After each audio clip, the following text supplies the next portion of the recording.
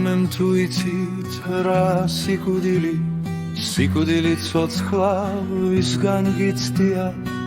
ძნელია იცით თუ ადვილი პასუხის მოძებნა თქვენ არ გიცდია